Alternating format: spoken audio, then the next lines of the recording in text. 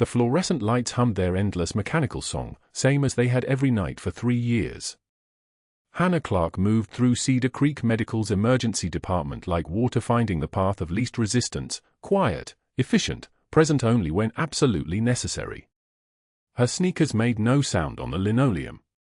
Her name badge caught the light for precisely 1 second as she passed the nurse's station, then she was gone, swallowed back into the organized chaos of a Saturday night ER. 3 years of night shifts. 1,095 shifts if anyone had counted, but no one did. Hannah kept her head down and her past buried exactly where the Pentagon had ordered it to stay after Tikrit. She arrived at 6:48 p.m., clocked in without speaking to anyone, and walked directly to her locker in the break room. The battered green jacket hung in the back corner, behind her spare scrubs and the protein bars she never quite finished.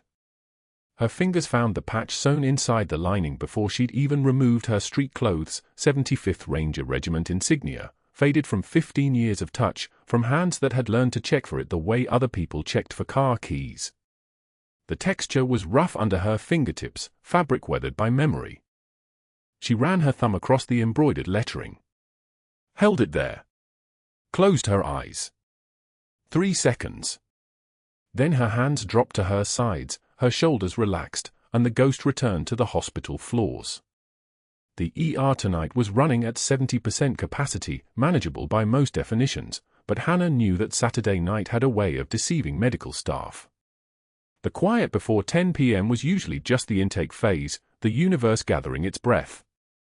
By midnight, the waiting room would be packed with car accident victims, alcohol poisoning, 1 or 2 genuine emergencies camouflaged among the noise.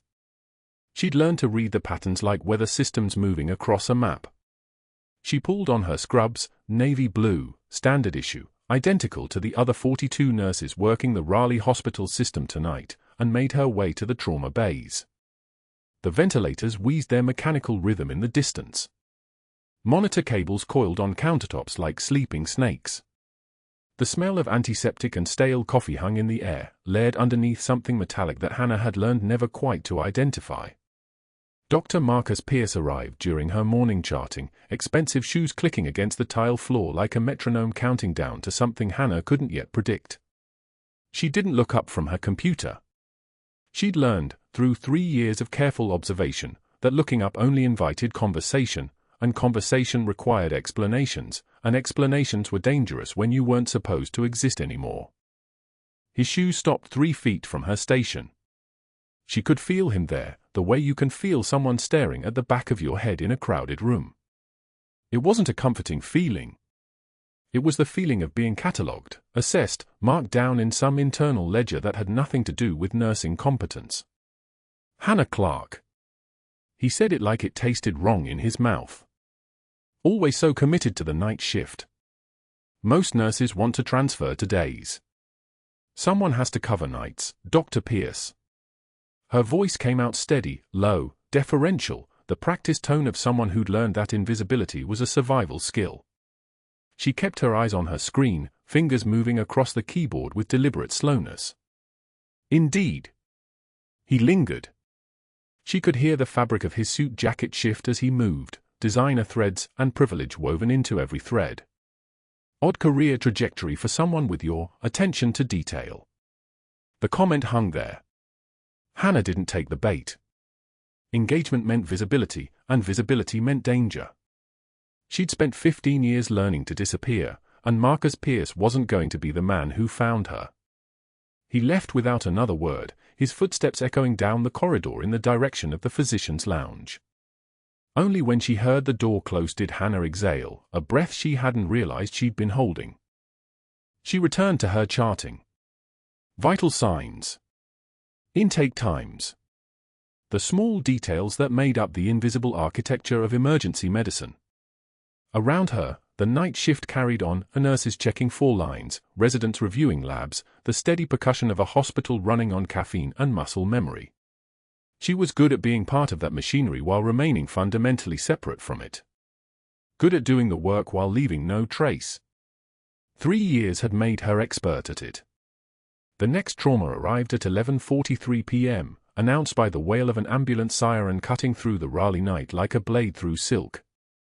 Hannah was already moving toward Trauma Bay 2 before the intercom finished its announcement. Code red, unresponsive, critical injuries, ETA 2 minutes. The bay doors burst open and the paramedics wheeled in a stretcher carrying what looked like a man, though the injuries made it difficult to tell for certain. Massive head trauma. Bilateral chest wounds. Compound fracture of the left femur. The kind of patient who was supposed to be dead already. What have we got? Dr. Pierce was already there, clipboard in hand, the expensive shoes now planted in a position of command. Male, approximately 40 to 50, found unresponsive in the warehouse district. The paramedic was rattling off vitals, BP 78/44, heart rate 134 and rising, oxygen sat at 86%. No identification on scene. No wallet. Nothing. Unknown mechanism of injury. Could be MVA, could be an assault. First responders found him bleeding out under a loading dock. Hannah moved to the patient's left side and began cutting away the bloody fabric of his shirt, the trauma shears moving with the same precision her hands had once used to clear rubble from wounded soldiers in the desert. The shirt fell away in strips. His chest was a map of trauma, deep lacerations, contusions that would become darker shades of purple and black as the night progressed. She moved methodically, tracking the wound patterns, looking for the kind of injuries that would tell a story about what had happened. That's when she saw them. Dog tags. Tangled in the blooded fabric of his undershirt, half visible beneath the torn cloth. Hannah's hands froze. Just for a moment. Just long enough for her breath to catch in her throat, a sound so small that only she could hear it. She reached down with one hand, carefully, the way you'd reach toward something fragile. Her fingers closed around the metal chain. She lifted it slowly, pulling it free from the fabric, watching the light catch on the embossed lettering. 75th Ranger Regiment. The room seemed to tilt. Hannah's vision narrowed to a pinpoint. The unit insignia on the dog tags was identical to the patch sewn inside her green jacket, the one she touched like a prayer every single shift. The same insignia. The same unit. The same war, the same time period, the same. What are you doing? Dr. Pierce's voice cut through her concentration like cold water. Hannah's hands didn't shake. Her voice didn't waver. But something shifted behind her eyes, something old and dangerous waking up from a 15-year sleep. Securing his belongings, Dr. Pierce. Her voice was still soft, still deferential, but something underneath it had changed. Something that made the air in the trauma bay feel suddenly pressurized. She slipped the dog tags into her scrub pocket, a violation of protocol, a breach of procedure, and returned immediately to assessing the patient's injuries. Dr. Pierce's eyes narrowed. Hannah could feel him watching her, calculating, trying to figure out what he'd just witnessed in her momentary loss of composure. She forced herself to breathe normally, to move with the mechanical precision that had kept her invisible for 3 years. But inside her chest, her heart was moving like a helicopter taking flight. We need 2 units of O-negative, stat. Her voice was steady as she called out the orders, her hands moving with the practiced efficiency of someone whose muscle memory came from somewhere far darker than a civilian hospital. Get me a surgical tray. And I need baseline neuro checks every 15 minutes. The residents and nurses scrambled to comply. That was the thing about Hannah Clarke that nobody quite understood. When she gave orders, people listened. Not because of rank or title, but because something in the way she moved, the way she spoke, the way her hands cut through the air with absolute certainty, suggested that she'd given orders like this before. Many times. In places where the cost of hesitation was measured in lives. Dr. Pierce watched her work. His jaw tightened. His fingers drummed against his clipboard with the irritation of a man who'd just realized that the invisible nurse in his department was far more complicated than he'd assumed. And that, he was already calculating, could become a very significant problem. Thursday morning, the conference room at Cedar Creek Medical smelled like stale coffee and dry erase markers.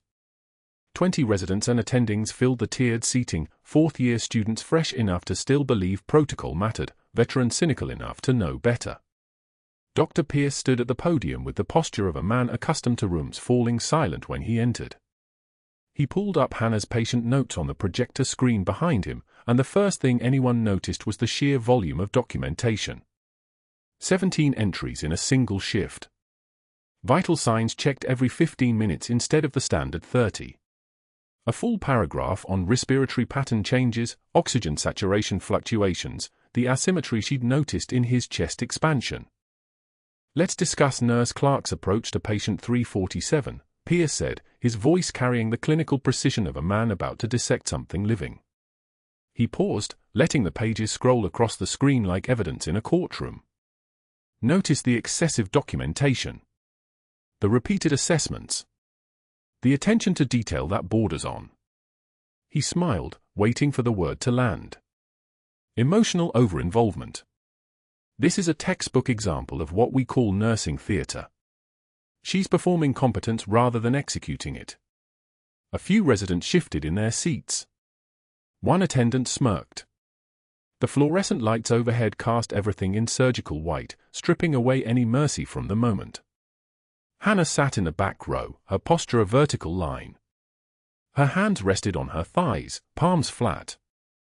Her eyes were open, but they'd gone somewhere else, the kind of distant that came from having learned, years ago in a place called Tikrit, that your face was a weapon that could be used against you. She didn't blink. Didn't shift. Just that cold, glacial stare that made the air around her seem to drop 5 degrees. "Our Jane Doe here seems to think she's running the show," Pierce continued, his words moving with the rhythm of a predator circling. "Tell me, Nurse Clarke, were you planning to write his biography? Maybe a screenplay?" The room laughed, that particular sound rooms make when the hierarchy has been clarified and everyone knows where they stand. "Our job is to follow protocol, not to develop attachments to patients. Not to ask questions that aren't our job to ask." Hannah's jaw tightened at the word attachments. "Just a millimeter, just enough that if you were watching for it you'd see it." She said nothing. That was the thing about military bearing, silence had weight. It could fill a room like noise never could. Pierce finished his lecture and moved on to the next case, but he'd made his point. Hannah Clarke was the cautionary tale. The example of what happens when a nurse forgets her lane. The resident scribbled notes on the lesson the way students always do, filing away the idea that emotion was a liability in medicine, that precision without context was the only acceptable kind of caring. By the time the grand rounds concluded 2 hours later, the narrative had settled into the room like sediment. Hannah Clarke asked too many questions. Hannah Clarke got too involved. Hannah Clarke was a problem that needed managing. The vending machine on the 3rd floor hummed its mechanical lullaby. Hannah stood before it, staring at the rows of coffee options like they contained the secrets of the universe. She'd worked a 12-hour shift already and had 6 hours left on her double, but caffeine felt like the only reasonable option at 2:36 p.m. when the world had decided to systematically humiliate you and call it professional development. She reached for the button, black, no sugar, the kind that tastes like discipline, and Dr. Pierce appeared beside her like something that had condensed out of the fluorescent light itself. He stood close enough that she could smell his cologne. High-end stuff, the kind that cost more than her monthly electric bill. His presence had a quality to it, a gravitational pull, the way powerful men learn to occupy space so that everyone nearby understood they were the center of something. He waited until her coffee cup dropped into the dispenser before he spoke. "You're making people uncomfortable with that patient." His voice was conversational, the tone of a man discussing the weather rather than a threat. The hovering. The questions about billing codes. About supply orders that aren't your concern. You're asking the kind of questions that suggest you don't understand your role here. Hannah retrieved her coffee. The cup was warm in her hand, a small anchor to something real. She turned to face him slowly, and there was something in that slowness, the kind of deliberate movement that suggested she was choosing when and how to respond, rather than reacting. "You need to learn your place," Pierce continued, "or you won't have a place here. I can make one phone call and security will escort you out by the end of shift. These terminations are very public, very embarrassing. I'd hate for that to happen to you." He smiled, and it was the smile of someone who had never been told no and couldn't imagine a scenario where the word applied to him. "We're all friends here, Hannah. I'm just giving you friendly advice." She listened to every word. Didn't interrupt. Didn't argue. Just stood there in scrubs that had absorbed 12 hours of other people's suffering, holding coffee that was already cooling in her hands, and let him finish his performance. When the silence came, that moment where he clearly expected her to apologize or promise better behavior, she turned her head to meet his eyes. "The only thing I've learned, Dr. Pierce, is that cowards always punch down." The words came out with the temperature of winter. No anger. No volume. Just a factual statement delivered with the precision of someone who had learned long ago that emotion made you vulnerable. His face flushed, a red that climbed from his collar to his temples in about 4 seconds. His mouth opened, closed, opened again like a fish pulled from water. Hannah picked up her coffee and walked away from him, her shoes clicking against the tile floor with a rhythm that sounded like a countdown. Behind her, she heard him mutter, "We'll see about that," and there was something in his voice that had changed. The affable threat had crystallized into something harder, colder. She'd crossed a line he hadn't known existed until she'd stepped over it, and now he wasn't just concerned about her asking questions, he was concerned about her as an actual threat to something he was protecting. What happened next didn't just silence the room. It set everything that followed in motion. The rest of her shift, Hannah moved through Cedar Creek Medical like a ghost, present and accounted for in every clinical moment but somehow separated from the hospital's social architecture. She checked on John Doe 3 times between patient calls, despite knowing Pierce was watching her access the room. His breathing pattern had changed, she could see it in the ventilator readings, feel it in the way his body wasn't expanding quite symmetrically on the right side. The monitors hadn't flagged it yet, but monitors were machines and machines had limitations. Machines didn't know what a body looked like when it was beginning to fail from the inside. She documented everything. Every observation. Every vital sign variation. Every note that said I saw something. She wasn't doing it for herself anymore. She was doing it as evidence, though evidence of what she couldn't quite articulate. Somewhere in that accumulation of data was a pattern, and patterns were how you proved something true even when powerful people said it was false. At 7:15 p.m., during her supply inventory, a task she'd volunteered for specifically because it gave her access to the pharmacy records, she found another discrepancy. Fentanyl shipments logged as distributed didn't match patient medication administration records. An entire case, 60 units, that had entered the system but never appeared in anyone's full line. She stood in the medication storage room with her phone in her hand, taking photos of the inventory sheets, when she realized there was a camera in the corner she'd somehow never noticed before. A small dome, the kind that recorded everything and sent the feed somewhere. Pierce had made sure of that, she realized. He'd been watching her dig. He'd been counting her questions. The dog tags were still in her pocket. She touched them through the fabric of her scrubs as she walked back to the nurse's station, just a quick press of her fingers against that cold metal, that small anchor to a life that had existed before Cedar Creek Medical, before Raleigh, before anyone here knew her name. The tag read Wade, M, and underneath that, General, U.S. Army. The unit insignia on the back matched the faded patch sewn inside her jacket lining, the one she'd kept hidden through 15 years of civilian life, through a witness protection agreement and a new name and a deliberate smallness that kept her son safe. She had no idea what was about to happen. She had no idea that this man, this unconscious patient with the impossible rank and the tattoo on his left forearm that she hadn't seen yet, was the reason her entire life was about to invert. She only knew that the dog tags felt like a warning and a prayer, and that somewhere in the sterile quiet of Cedar Creek Medical, Dr. Pierce was making phone calls that would reshape everything. The double shift stretched into its 12th hour, and Hannah hadn't left John Doe's bedside except to chart vitals in the nurse's station where she could still see his monitor from the corner of her vision.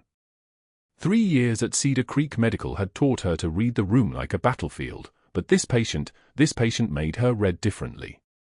His breathing came in patterns. Not the erratic gasps of sepsis. Not the shallow flutter of heart failure. Something deeper. Something rhythmic and wrong. She'd memorized his oxygen saturation curve by 1847 hours, 96%, 94%, 92%, holding steady through the evening shift change. His chest rose and fell with mechanical precision. Too much precision. The kind of precision that meant something inside him wasn't moving the way it should. The kind of precision that, in Tikrit, had meant exactly 15 minutes before a soldier's lung collapsed completely. Pain is data. She'd learned that in field medicine, learned it when there was no time for imaging, no time for anything but hands and instinct and the knowledge that hesitation killed people faster than bullets. She sat in the vinyl chair beside his bed during her mandated 30-minute break, a break she wasn't actually taking, and watched his chest wall expand. The left side moved. The right side moved half as much. His diaphragm compensated, working harder, working desperate, working itself toward failure. By 2,100 hours, his O2 sat had drifted to 91%. By 2,300, it was 89%. The monitors showed no alarm threshold triggered. 60 points was the red line for most patients. Hannah knew better. She knew that the real danger lived in the slope, not the number. Trending down meant crashing, and crashes didn't announce themselves politely. Crashes happened at 0200 hours when the night shift was thin and the attending was 3 floors away elbow deep in a thoracic repair. She refilled his 4-bag. Checked his Foley. Positioned him on his left side to maximize right-sided chest expansion, a technique that shouldn't have been in a nurse's repertoire but absolutely was in hers, pressed into muscle memory from situations the Pentagon had officially erased. His pulse was strong. Capillary refill under 2 seconds. The physical exam of a soldier running on borrowed time. Dr. Marcus Wade, she'd seen the insurance card fall from his pocket when they'd cut away his clothes in Trauma Bay, seen his name and military ID and the words active duty, general officer, lay unconscious and dying in inches, 1 breath at a time. Hannah pulled up a chair and sat guard the way she'd been trained to guard, the way she'd learned to anticipate crises before they became catastrophes, the way she'd kept 7 Rangers alive through 12 kilometers of Tikrit by simply refusing to accept the alternative. The fluorescent panels overhead buzzed their pale monotone. Rain began hammering the east-facing windows around midnight, the sound like thousands of fingers drumming impatience against the glass. Hannah listened to that drumming and the ventilator's mechanical wheeze and the steady beep of the cardiac monitor, still rhythmic, still controlled, still ticking toward disaster like a countdown nobody else was hearing. At 0158 hours, she noticed the change. Subtle. A single breath that didn't quite match the pattern. His oxygen saturation didn't move, still 88%, but something in the waveform shifted. The pulse oximeter's tracings looked like a heart rate trending upward, 84, 87, 91, 94. Tachycardia meant panic, meant his body was screaming for oxygen it couldn't get, meant the clock had stopped being theoretical. She was standing when the monitors erupted. Not one alarm. All of them. The oxygen saturation alarm. The heart rate alarm. The blood pressure alarm screaming like an animal in a trap, 78/52 and dropping, his systolic collapsing like a building with its foundation removed. The numbers on the monitor became a countdown, O2 sat 78%, 72%, 65%. His lips turned blue. Not the pale white blue of poor circulation. The dark purple blue of a man drowning in his own body. His chest moved wrong. The left side rose and fell with each attempted breath. The right side stayed absolutely still, a fist-sized section of his ribs moving inward when they should move outward, the physiology of a lung that had given up fighting and was now compressing the structures around it with every breath he took. Tension pneumothorax. The clinical term for dying in increments. Hannah moved without deciding to move. The decision had been made 15 years ago in Tikrit by a younger version of herself who understood that some things you just did. Her legs covered the distance from monitor to supply cabinet to bed in 4 seconds. Her hands were already reaching for the decompression kit before her conscious mind caught up. The kit she'd memorized the location of on day one, just in case, just like she'd memorized the fire exit and the location of every trauma surgeon and the exact route to the blood bank because Captain Hannah Clarke had never stopped being a combat medic, she'd only stopped saying it out loud. 14-gauge needle. 2-inch length. The metal cold and perfect against her palm as she prepped the intercostal space, second rib, mid-clavicular line, the landmark burned into her hands by 1,000 classroom repetitions and 3 live procedures on soldiers whose names she still remembered when she woke at 3 in the morning. His skin was cold despite the warming blanket. His chest was still moving wrong. "What are you doing?" Dr. Pierce's voice came from the doorway, sharp as surgical steel. He'd materialized the way hospital administrators did, drawn by the alarms like a predator to blood in the water. "Tension pneumothorax," Hannah said. Not asking. Stating. Her voice had dropped an octave. The voice of someone who'd already made the decision about what came next. "His lung is collapsing. Call the code team. We'll wait for the attending. There's no time." She was already prepping the site with alcohol, her movements economical, absolutely certain. The kind of certainty that made hospital residents pause and nurses step back and doctors suddenly understand they were watching someone operate in a language they'd only read about in textbooks. 2 minutes until his in cardiac arrest. Pierce stepped forward.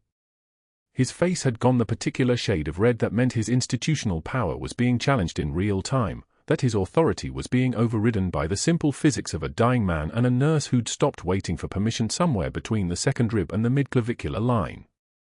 "You are not authorized to perform that procedure. Step back. That's an order." Hannah looked at him. Actually looked. The flat, glacial stare of someone whose emotional capacity for his opinions had been permanently depleted sometime around 0158 hours when a general officer's oxygen saturation started its final descent. She turned back to Wade without speaking. The needle went in. Precise. Anatomically perfect. The kind of insertion that only happened when hands had done it before, when muscle memory overrode hesitation, when the body knew what the mind had been ordered to forget. The hiss of air escaping. A sound like relief itself, like pressure finally releasing, like a soldier's last breath becoming his second to last instead. Wade's chest expanded. His right side suddenly moved again, the ribs returning to their proper mechanics. Color rushed back into his face like someone had turned a switch. The purple-blue retreated to pale, then gradually, incrementally, to something approaching normal.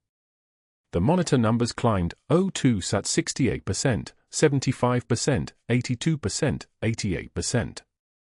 His heart rate settled from 118 to 104 to 96. His blood pressure rose, 64/40, then 78/48, then 88/52.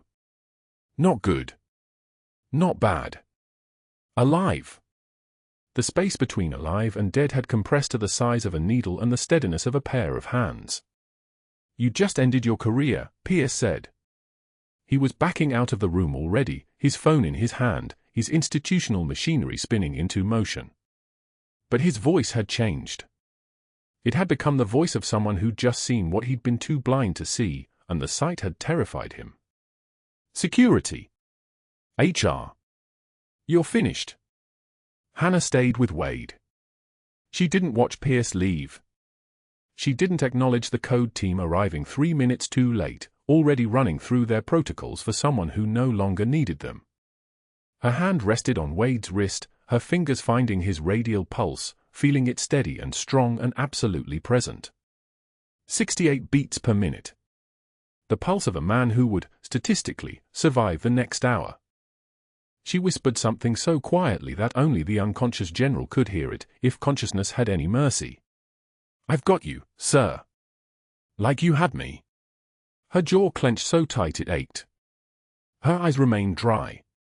The trembling that wanted to happen never came, because trembling was a luxury people from Tikrit couldn't afford, and Captain Hannah Clarke had never been good at indulging in luxuries. By 02:45 hours, Dr. Pierce was in our office. By 0600, he returned with security. The 3-inch stack of papers had appeared fully formed, as if he'd been building them in a separate reality, waiting for the moment to activate them. Protocol 347B, subsection 12. Insubordination. Unauthorized procedures. Emotional instability. Pages and pages of documentation, freshly printed, smelling like ink and conspiracy, and the kind of preparation that suggested this had never been about patient care at all. The security guard was professional about it. Hannah had to respect that. She removed her badge, the badge that had taken 3 years to earn at Cedar Creek Medical, and handed it to the woman's open palm. She changed out of her scrubs in the locker room while the rain continued its assault on the windows, and she drove home in silence, still smelling like antiseptic and betrayal and the peculiar metallic scent of a crisis averted.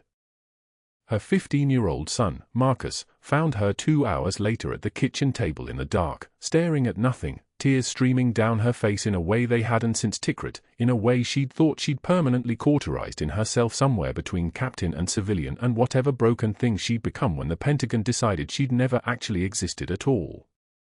Dr. Pierce had spent the previous night building his case with the precision of a man constructing a bomb. 3 inches of paper, neatly stacked on the HR director's desk by 0600 hours, incident reports dating back 6 weeks, each one fabricated with exquisite care, each one invoking a different obscure regulation designed to be airtight and unchallengeable. Unauthorized procedures. Protocol violation 347B, subsection 12. Insubordination during grand rounds. Failure to document chain of command notification. He'd spent hours cross-referencing the hospital's labyrinthine policy manual, pulling regulations so specific and so rarely enforced that they seemed designed for exactly this purpose, making a nurse disappear without a trace. The HR director, a woman named Valerie who'd worked in compliance for 17 years, had listened to his presentation with the dead eyes of someone who'd seen this dance before. The needle decompression, Pierce had said, sliding a printout across the desk, was performed without attending supervision. She didn't even call for backup. That's a clear violation of emergency protocol for point 7, paragraph C, unauthorized independent action. In a trauma setting, that's grounds for immediate termination. She saved his life, Valerie had said quietly. That's not the point, Pierce replied, his voice smooth as surgical steel. The point is she operates outside the chain of command. She's a liability. A dangerous one. Valerie had nodded slowly, reading through the stack. Each report was time-stamped, witnessed, documented with the kind of meticulous detail that made them feel legitimate even though they were constructed from half-truths and selective narrative. She'd looked up at him. I'll need to speak with her. Give her a chance to respond to these allegations. Of course, Pierce had said. That's only fair. By 11:45 hours, security arrived at the ER. 2 uniformed officers, professional and quiet, asking for for Hannah. The morning shift had stopped mid-chart. A patient's family stared as the officers flanked her near the medication station, their presence alone announcing something was wrong. Pierce watched from his office window on the 2nd floor, arms crossed, the faintest smile creasing his face. He'd orchestrated this with the care of a conductor leading a symphony, each instrument hitting exactly when it was supposed to. Hannah's face showed nothing. That same controlled ice that had kept her alive through 7 miles of desert hell 15 years ago. She didn't protest. Didn't ask questions. She simply said, "Give me 2 minutes," and walked toward the locker room while every eye in the department tracked her movement like she was walking the Green Mile. Her hand shook as she opened her locker. One tremor, barely visible, but her muscle memory was too good to let it escalate. She'd controlled her breathing through worse than this. The green jacket hung where she'd left it this morning, the faded Army Ranger patch sewn inside the lining against her skin every shift, the only physical proof that Captain Hannah Clarke had ever existed, that the woman in scrubs was something more than a nurse taking orders from men who'd never carried anyone 7 miles through enemy fire. She took the jacket. Left the stethoscope coiled on the metal shelf. Didn't look back. The drive home was silent except for the rain hammering the windshield like it was trying to punch through the glass. She still wore her scrubs. The antiseptic smell had faded but not disappeared, clinging to the fabric like evidence of a crime she'd solved. Muscle memory and training and the kind of instinct that came from having watched men die, she'd performed that needle decompression the way a master violinist plays scales. Without thinking. Without hesitation. The spike needle at the second intercostal space, mid-clavicular line. The hiss of air escaping as the lung re-inflated. The relief of watching the oxygen saturation climb back from 68 toward 92%. She'd saved him. And it had cost her everything. At 1,400 hours, Marcus came home from school and found her at the kitchen table in the same spot where he'd left her that morning. The rain continued its assault outside, and the house felt smaller than it had 2 days ago, as if losing a job had somehow compressed the walls inward. She was still wearing the scrubs. She'd been sitting there for 2 hours, and the tears had stopped coming somewhere around hour 1, leaving her face hollowed out and ancient. "Mom." His voice carried the particular fear of a 15-year-old who'd learned early that adults were not reliable. "Why are you home? It's not even 1,500 hours." She couldn't speak. The words were classified, buried so deep by the Pentagon that they might as well have been surgically removed. She'd signed documents. NDA forms that listed the penalties for disclosure in terms so severe they made prison sound appealing. After Operation Sandstorm had gone sideways in Tikrit, after the blast had taken out the extraction team and left her as the only officer standing with 7 wounded Rangers bleeding out in a compound that was about to be overrun, the government's response had been swift and brutal: vanish. Become someone else. Erase Hannah Clarke from every database, every record, every memory that mattered. The witness protection that kept them both alive depended on her silence. On her absolute, permanent, castrated silence. "I lost my job," she finally whispered. Marcus sat down beside her, scared in the way that teenagers become when they realize their parent is fallible. He didn't ask why. He knew his mother was the best nurse at Cedar Creek Medical. He'd watched her work triple shifts for 3 years, limping through doors at 0700 hours with dark circles under her eyes and blood that wasn't hers sometimes still on her scrubs. He'd heard her on the phone with patients' families at midnight, explaining medical complications in language that was somehow both precise and merciful. She was the kind of nurse that people recovered because of, not just in spite of. "But you saved people," he said. "You're the best nurse there. It doesn't matter." The two of them sat at the kitchen table as the rain continued, and Hannah Clarke, who had survived an IED that killed 14 Marines, who had carried a general 7 miles through hostile territory while her own bones were shattered, who had made decisions at 0200 hours that kept men alive, sat beside her son and felt the last thread of her civilian identity snap under a weight that the Pentagon had never bothered to put on paper. That night, Marcus couldn't sleep. He went to her room looking for answers and found them in the green jacket hanging on the back of her door. The patch was there, visible when he lifted the lining. 75th Ranger Regiment. His fingers traced the embroidery, 5 years old, maybe 6, worn soft by the friction of a woman's skin against fabric and memory. Underneath the jacket, on the shelf, was a showbox he'd never seen before. Inside the showbox were dog tags that didn't belong to his mother. Marcus Wade, General. And below them, carefully arranged like secrets being kept from time itself, were medals. A silver star. A bronze star with a small V device indicating valor. 2 purple hearts. A navy cross that gleamed even in the darkness of the closet. He stared at them for a long time, understanding in that moment that his mother was not simply a nurse working double shifts to keep them fed and housed. That the nightmares he heard through the walls at 0300 hours were not random anxiety. That the way she sometimes went perfectly still when a car backfired was the sound of combat echoing forward through 15 years. That the woman who braided his hair when he was 7 and taught him to ride a bike at 10 had been someone else entirely, someone whose name apparently no longer existed in any official capacity but was apparently significant enough that medals had been awarded in her honor. He didn't touch them. He closed the box and left the jacket as he'd found it and went back to bed without sleeping.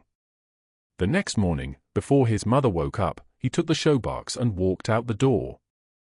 His shoes echoed against the tile. Hannah's son, 15 years old, pushed through the front doors of Cedar Creek Medical at 8:27 a.m. carrying a white showbox like it contained something sacred.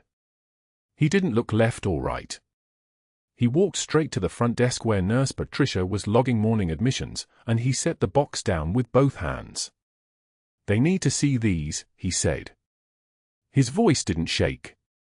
He had his mother's composure. Patricia opened the box without asking questions. Sometimes you recognize authority even in a child. Dog tags. Military issue. The chain still tangled from where they'd been torn from a bloody shirt 4 days ago. Beneath them, wrapped in tissue, a silver star.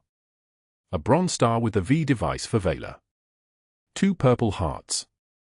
Service ribbons folded with precision. And at the bottom, a citation card with Hannah's name typed in military font. Captain Hannah Clarke. The front desk phone rang. Then didn't stop ringing. By 8:45 a.m., the hospital board was assembling in Conference Room B. By 9:10, General Marcus Wade was being wheeled in, still weak, still healing, but conscious enough to understand what the Marine colonel was showing him. The dog tags. The medals. The name. The board director opened the showbox and lifted out the silver star with 2 fingers, as if it might burn her. That's when Wade's eyes opened fully. His hand reached out, steadied himself against the wheelchair arm, and through morphine-thinned lips, he whispered one word. Valkyrie. The room went so quiet you could hear the air conditioning cycling through the vents.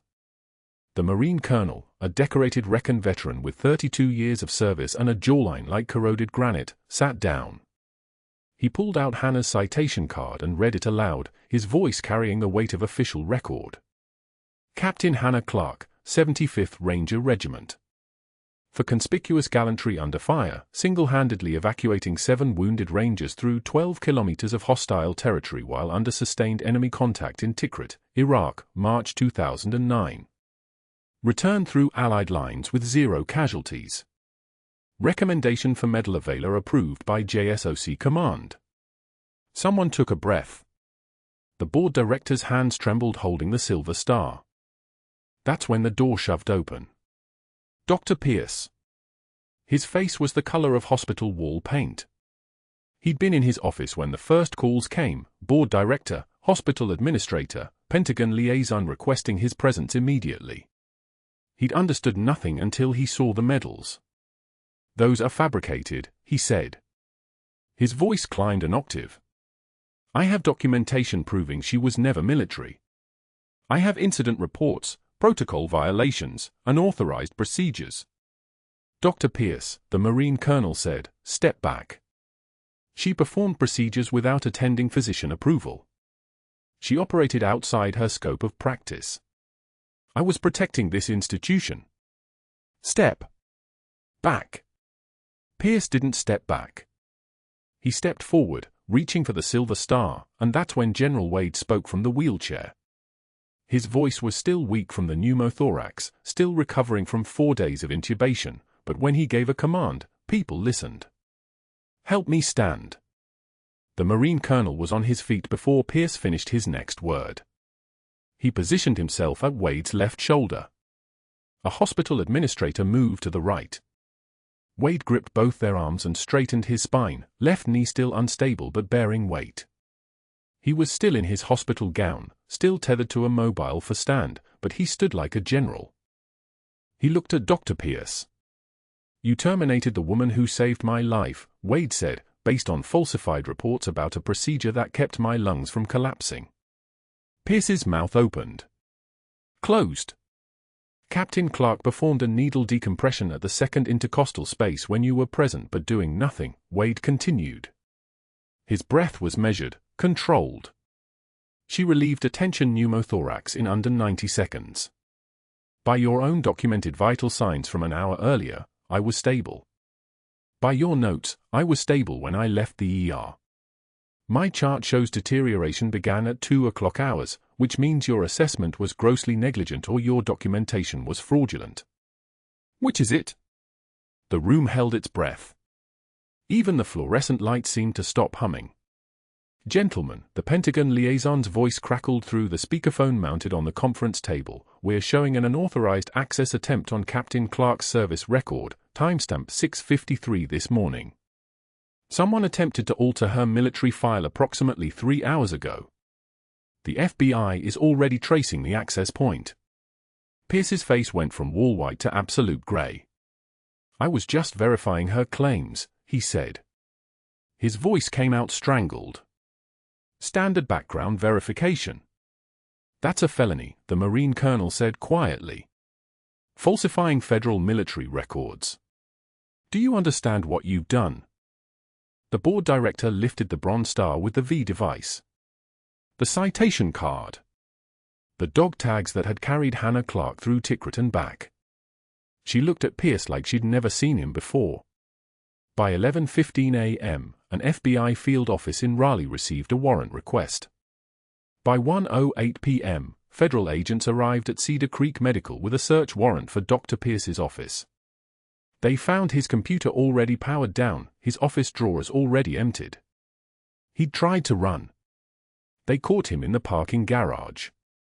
What interested the FBI most wasn't the falsified military records, that was serious, but contained. What interested them was Hannah's original discovery. The one she'd mentioned to exactly 2 people, a nursing supervisor and, accidentally, to a pharmaceutical rep who'd overheard a corridor conversation about inventory discrepancies. Pierce's arrangement with Sanderson Pharmaceuticals. 6 figures annually in inflated billing. Medications diverted from hospital supply to private distribution. Insurance fraud compounded with kickback schemes that had been running for nearly 4 years. By 2:24 p.m., agents walked Dr. Pierce out of Cedar Creek Medical in handcuffs. The same corridor where Hannah had been escorted out the day before. The same fluorescent lights.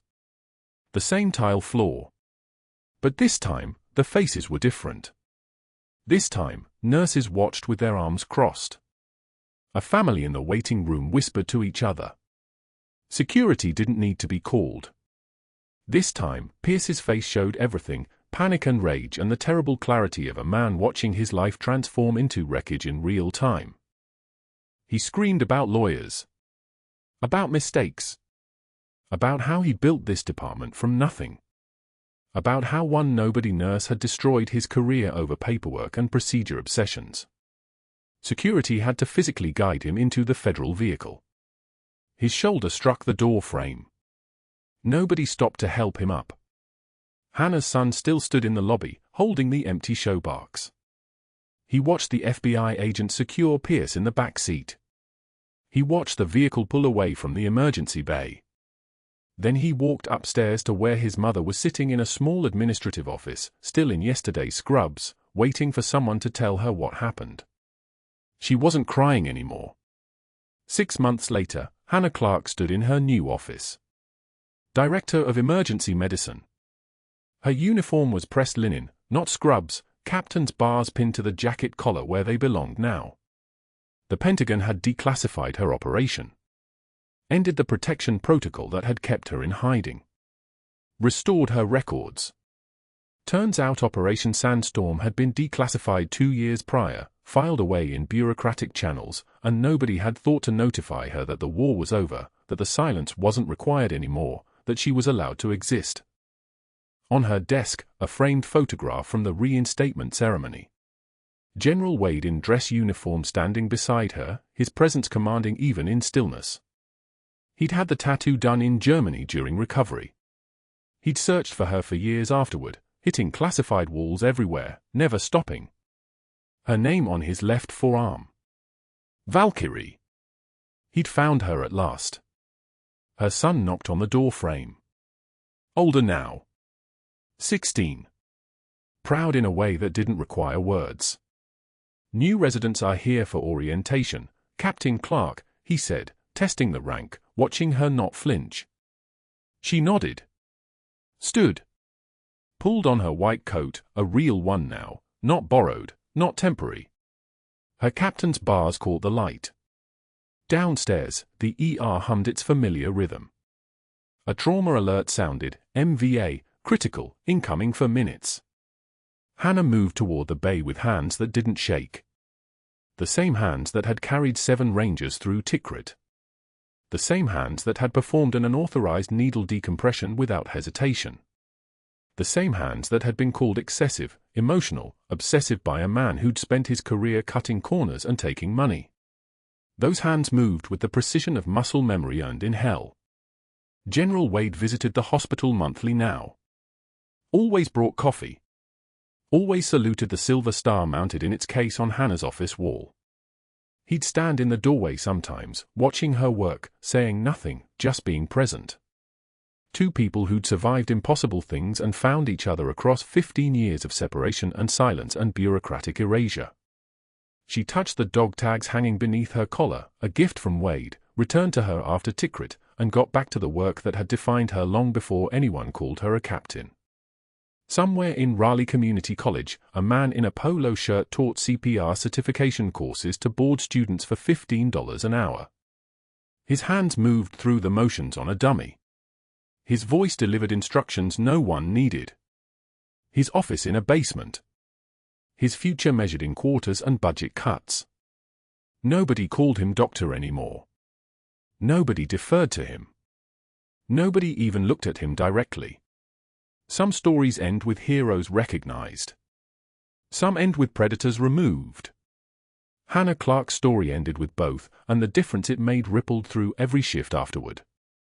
If you've ever been underestimated by someone who didn't know your value, hit subscribe and let me know in the comments. What would you have done in Hannah's position? And if you want more stories of quiet warriors finding justice, tap that notification bell. More coming tomorrow.